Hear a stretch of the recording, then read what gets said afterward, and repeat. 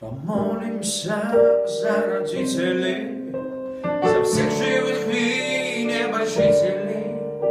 И в час, когда станет холодать, их души свечами согрей. Помолимся за родителей, ангелам нашим хранителям. Помолимся, и когда-нибудь помолятся дети за нас. Помолимся за родителей, ангелам нашим хранителям.